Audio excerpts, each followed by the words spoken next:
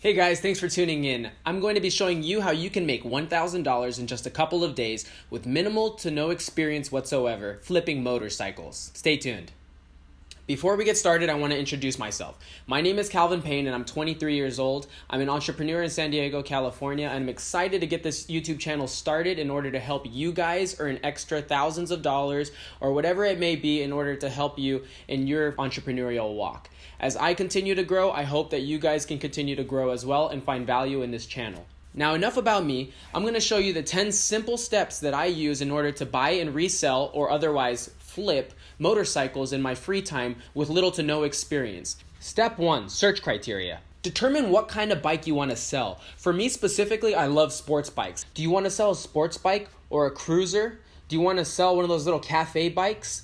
What do you find value in the area that you live in? Once you find the bike or bikes you're looking for, you're going to want to create a search criteria with a list, such as I have here, and it's going to consist of your buying point, what you want to buy the bike for based on its value, and what you're going to want to sell the bike for. In your search criteria, you're going to be looking for bikes that are super clean, they have minimal damage to them, they have clean titles, and they're going to be great and quick bikes to flip for a profit. Once you have the value of the bike, it's going to be easy to refer back to what you want to buy and sell these bikes back for. So when you find a great deal, you're going to be able to check on the list and make sure that it falls in your category and be able to negotiate and sell accordingly. Some valuations even tell you whether or not a bike can be traded in and what value that bike can be traded in. Personally, I use the value that it can be traded in as the minimum value that I want to buy for, because if I can't sell this bike for whatever reason, I want to be able to take it to a dealership and sell it to them quickly. Once you've outlined your search criteria and you know what kind of bikes you want to acquire, it's on to step 2. Platforms. Platforms are essentially the sites you use or the methods you use in order to sell the bike, whether they be Craigslist, OfferUp, LetGo. It's important that you know exactly where your buyers and your sellers come from in order to determine where the best place is to buy and sell these motorcycles. When you're buying these motorcycles, the more places you check, the more deals you're going to find. Let's use this for example. If I were to limit myself to one platform, I would miss out on the opportunity that come from a bunch of other platforms. When you use multiple platforms, you're able to find a vast audience versus one small audience on a specific platform. If you use multiple platforms, you're going to have the best luck in selling your motorcycles. So my recommendation to you is to sell your bike on multiple platforms in order to increase your likelihood of selling the bike quickly. Once you search all the platforms that you can using the criteria that you created, you're going to move on to step 3. Make an offer. When I make an offer on a bike, I'm usually making an offer on a bike that's already priced significantly lower than its valuation. This helps to ensure that I'm going to get my maximum profit and my ideal $1,000 between each bike I sell. Now it's time to message your sellers. One thing I like to do is create a genuine message that they can relate to.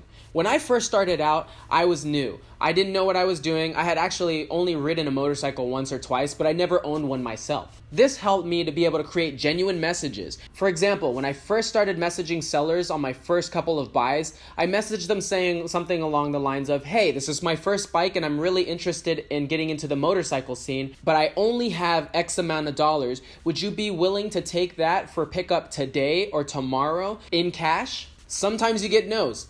Sometimes you get negotiations. Sometimes you get yes right off the bat. One of the things that I recommend doing is going below your maximum number in order to achieve negotiation up to the maximum point. And that determines what your profit margin is. I want to stress this point right here. If you've determined in your mind that you want to make $1,000 profit margin per bike, don't go past your maximum buy point and buy into your profit margin. You don't want to eat that profit margin up. So make sure you know exactly what your buy point is and don't go $1 over it. Hey, congratulations, your seller accepted your offer. Now it's time to move on to step 4, verify your purchase. It's time to go meet the seller and see the bike. Make sure you do your research ahead of time so you know exactly what you're walking into and know what exactly to look for on the bike that may be troublesome. Personally, I don't take bikes that are over 4 years old. It helps me to know that there's not going to be a lot of damage to it. There shouldn't be any hidden maintenance that needs to be done, and I'm going to have a great buy on my hands.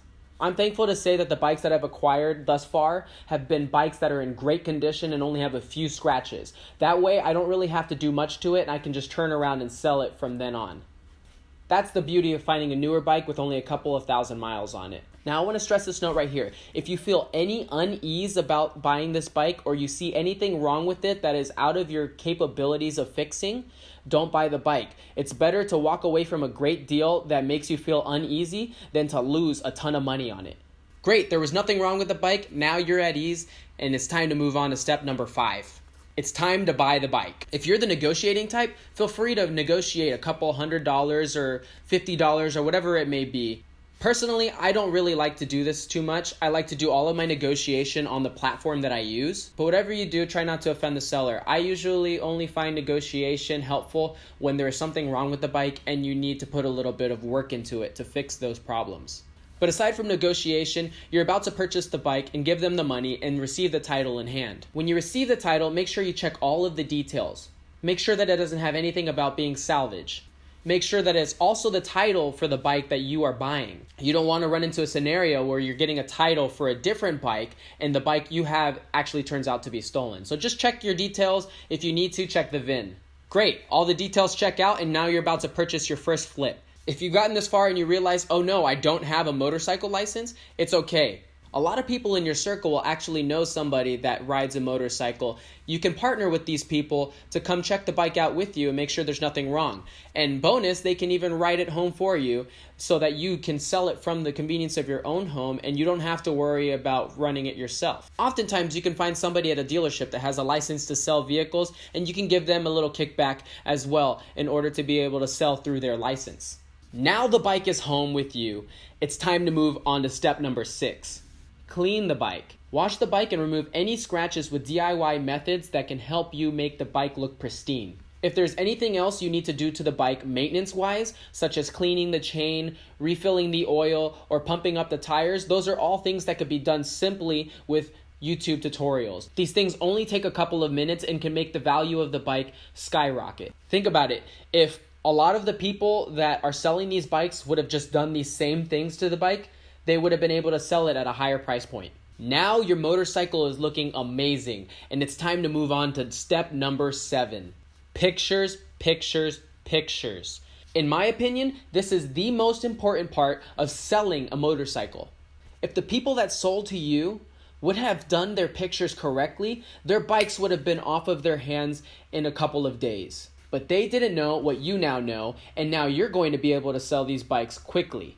When you're taking your pictures, you want them to look professional. Make sure that the camera is angled in a way that features all sides of the bike at all angles, and that your bike looks great in the light. When your photos are posted, you want people to see it and think they're professional photos. So if you have somewhere in your city that has a great view, take your bike there and take pictures with it as the backdrop. Make sure you get great angles on the bike. You want the bike to be seen from every angle so that the buyer knows exactly what he or she is buying. You don't need a professional DSLR camera in order to take pictures of your bike. You can simply do it on your iPhone like I have. Take a second, pause the video, and go to your nearest platform in order to see some of the motorcycles that are up for sale. Hopefully you've done that. If you did, you've noticed that there are a lot of motorcycles up for sale, and a lot of these motorcycles don't have great quality photos. Like I said before, they didn't know what you now know. Pictures are important. Your pictures are looking amazing, and it's time for step 8. Make a simple post. When you make a post, you want to make sure that it's simple, easy to read, and that it catches the audience's eye. Only include the details that are relevant to the buyer in there. For example, post the name of the bike, 2009 Honda Rebel 300. Following that, you're going to want to have some short details. Low mileage, clean title, air's been pumped in the tires, and your oil has been changed. Adding details like this can make your value go up higher. Details like this tell the buyer that you have taken great care of this bike. Shortly after this, you're going to want to make sure that you include any details that the buyer must know, such as scratches or dents, and make sure that you limit the language that you use in order to make it sound as though they're not that big of a deal. Finally, add something personal, such as, this bike was a blast to ride and now I'm ready to upgrade. I love this bike and I'm sad to part with it, but it's a great bike and I know that somebody else will love it. Whatever the personal note may be, make sure that it's something that affirms their trust in the bike. Now that you have all the details listed in your post, you're going to want to make sure that you outline the sell price. Your sell price, if you did it correctly, should be right around the valuation of the bike. This will increase your chances of selling the bike to meet your profit margin. And it'll also give you a little bit of a cushion when people come and ask you for a discount on the bike. Now, using a maximum sell price that was determined by your maximum buy price, you're going to want to sell the bike for no less than that maximum sell price. This will ensure that you get your profit margin and that you walk away with a nice wad of cash in your hands. Now you've posted your listing and it's time for step 9. Know its worth.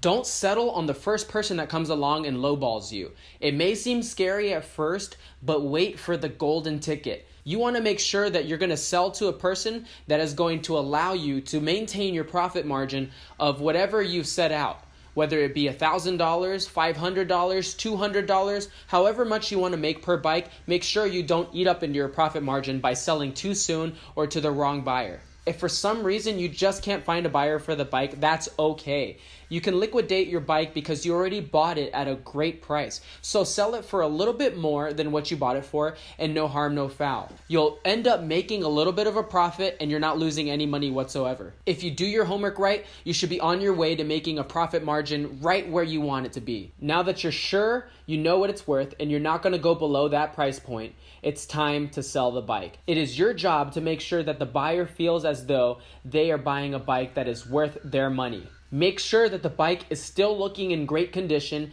and make sure that you outline the selling points when you meet them. Tell them a little bit more about the bike and what kind of features it has. Now, if you don't have a great background in bikes, it's okay to say, I got this bike thinking I would ride it more, but it was my first bike and I really didn't ride it as much as I thought I would. This shows them that the bike hasn't been ridden very much and that there shouldn't be anything wrong with it. This also indicates and affirms to the buyer that you don't have other details other than what was outlined in the post and that it is okay to not know it. Once everything looks good, get the cash and give them the title, but make sure you get the cash first and make sure it's all there and real money. Everything's looking good and you're ready to go. You've got your cash and you've accomplished your first flip. Thanks for tuning in, guys. I really enjoyed sharing my tips with you regarding flipping motorcycles. If you have any questions regarding the buying and reselling of goods, please let me know. Leave a comment below with something that you flipped in the past and hit that like button if you liked the video today. If you really do enjoy what I'm providing for you guys, go ahead and hit the subscribe button and maybe even that notification bell so that we can go ahead and get linked up.